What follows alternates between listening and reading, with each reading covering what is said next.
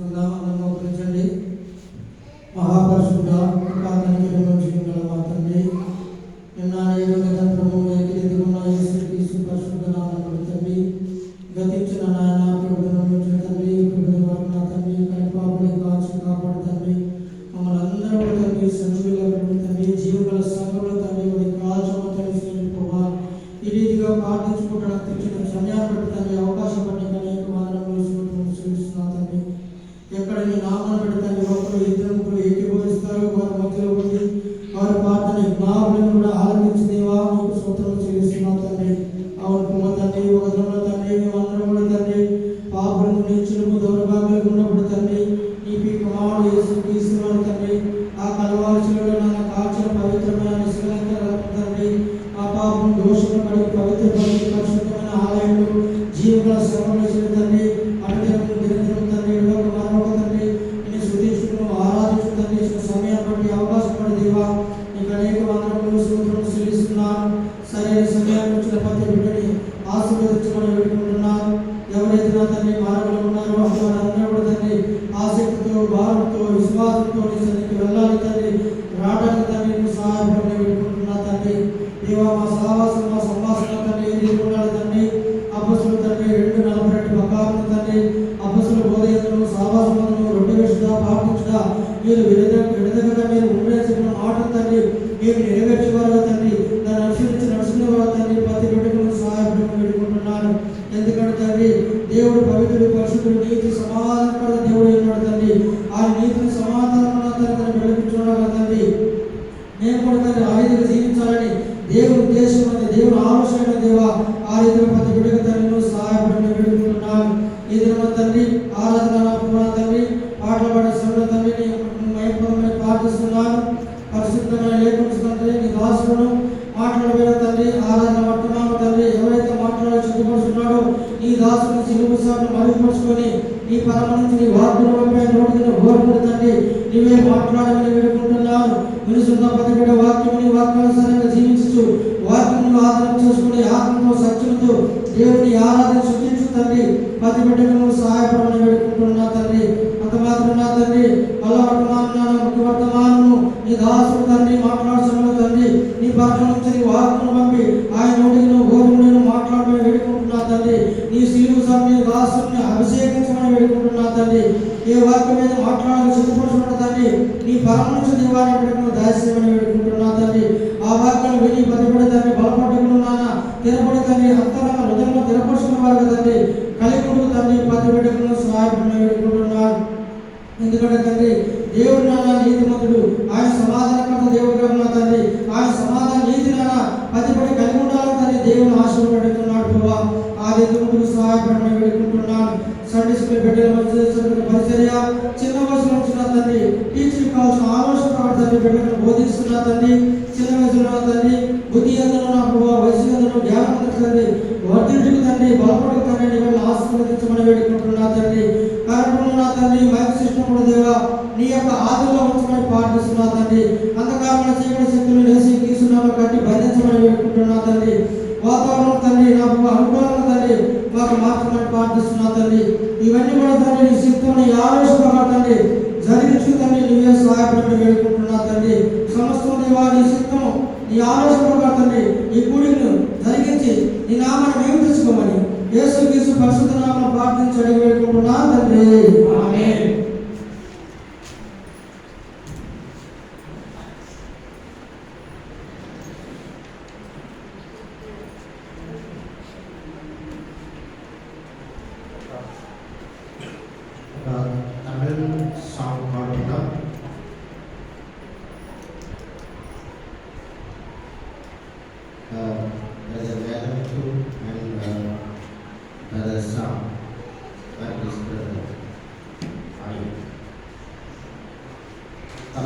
Song number 191.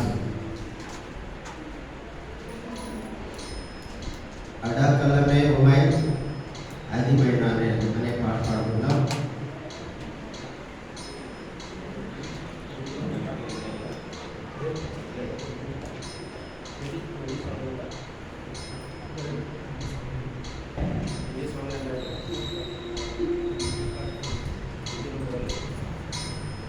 ఈ పాట తెలుగులో అయితే లేదు.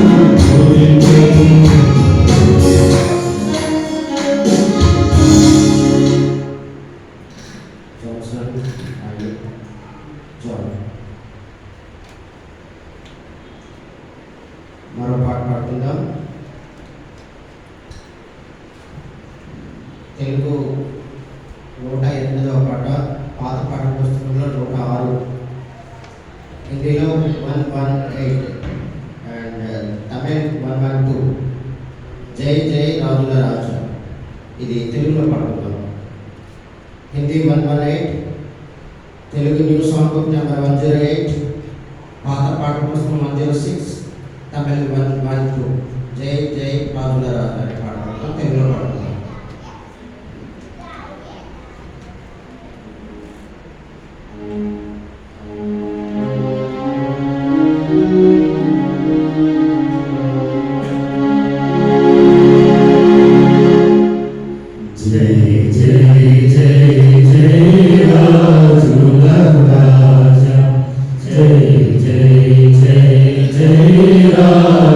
Raja, Patra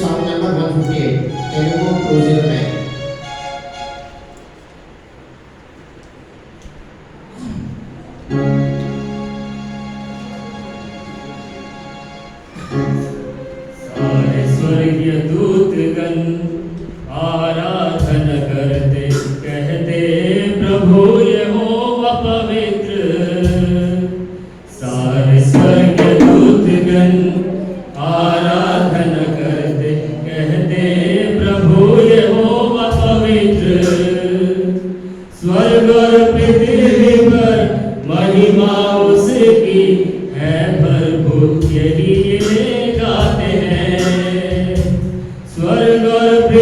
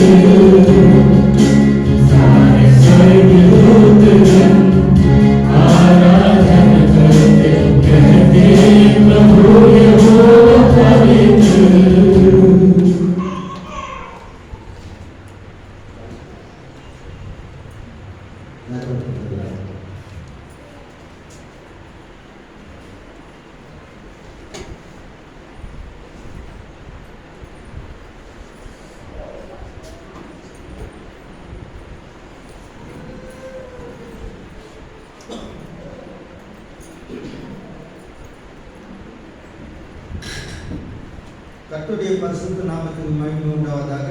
परमेश्वर की पवित्र नाम की महिमा हो।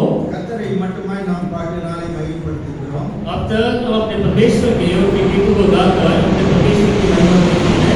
கர்த்தருடைய ஆராதனை செய்வதற்காக சில வசனங்களை வாசித்து தியானித்த பிறகு கர்த்தருடைய ஆராதனை செய்வோம். और हम परमेश्वर की आराधना करने से पहले पवित्र बाइबल में से कुछ वचनों को पढ़ेंगे और उसका अध्ययन करने के बाद हम परमेश्वर की आराधना करेंगे। இதற்காக சங்கீதம் इसके लिए आप 16 சங்கீதம் इसके लिए आप निकाल लीजिएगा भजन संहिता 116वां अध्याय 12-13 நாம் யாவரும் சேர்ந்து வாசிக்கலாம். 12वां और 13वां वचन हम सभी एक साथ मिलकर पढ़ेंगे। அவரவர்கள் வாசிக்கும்படி கேட்டுக்கொள்கிறோம். हम अपनी अपनी भाषाओं में आप पढ़े करके हम आपसे चाहते हैं। கர்த்தர் यहोवा ने मेरे जितने उपकार किए हैं उनका बदला मैं उसको क्या मैं उद्धार का कटोरा उठाकर यहोवा से प्रार्थना करूंगा।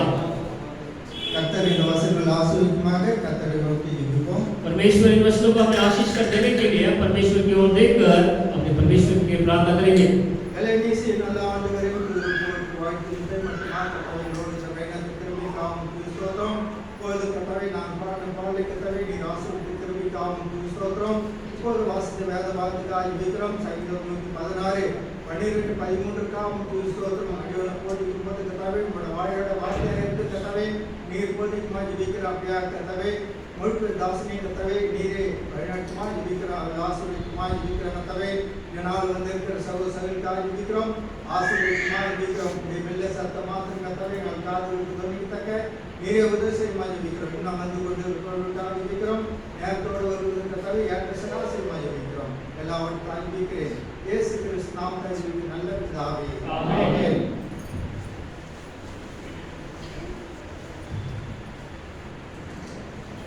இந்த संगीतकार சொல்லப்படுகிறது जैसे यहाँ पे संगीतकार कहता है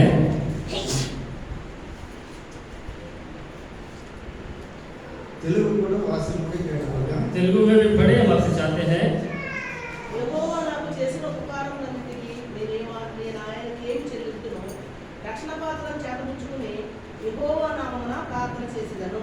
கர்த்தர் நமக்கு செய்த எல்லா உபகாரங்களும் அவருக்கு மறவாதபடி நாம் ரட்சிப்பின் பாத்திரத்தை எடுத்துக்கொண்டு கர்த்தருடைய நாமத்தை தொழுது கொள்வோம் என்ற நாளில் यहाँ पे लिखा गया है यहोवा ने मेरे जितने उपकार किए हैं उनका बदला मैं उसको क्या दूं। मैं उद्धार का कटोरा उठाकर यहोवा से प्रार्थना करूंगा।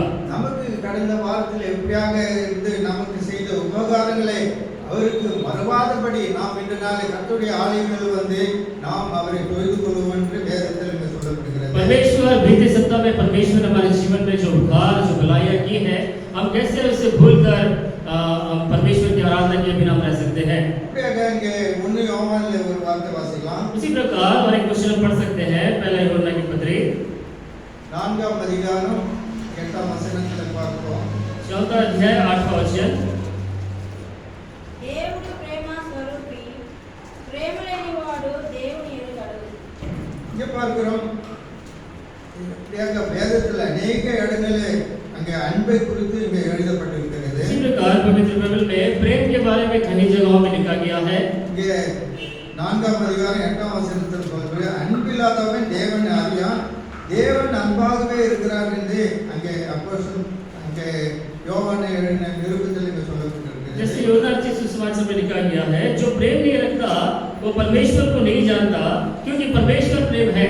அன்பில்லாதவன் தேவனை அறியாமல் என்று சொல்லப்பட்டிருக்கிறது. लिखा गया है, जो प्रेम नहीं रखता है, जो व्यक्ति प्रेम नहीं, वो परमेश्वर को नहीं जानता।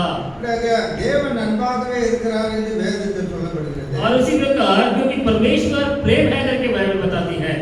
இதே அதிகாரம் 16 வசனத்தில் சொல்லப்படுகிறது. इसी अध्याय के 16 वचन में लिखा गया है, தேவன் நம்மேல் வைத்திருக்கிற அன்பை நாம் அறிந்து விசுவாசிக்கிறோம். தேவன் அன்பாகவே இருக்கிறார். அன்பிலே நிலைத்திருக்கிறவன் தேவனிடத்தில் நிலைத்திருக்கிறான், தேவன் அவனிடத்தில் நிலைத்திருக்கிறார். और उसी प्रकार जो प्रेम परमेश्वर हमसे रखता है उसको हम जान गए और हमें उसका विश्वास है। परमेश्वर प्रेम है, जो प्रेम में बना रहता है वो परमेश्वर में बना रहता है और परमेश्वर उसमें बना रहता है। தேவன் நம்மேல் வைத்த அன்பிலே நாம் விசுவாசிக்கிறோம். அதனாலே தேவன் அன்பாகவே இருக்கிறார் என்று வேதம் கூறப்படுகிறது. क्योंकि परमेश्वर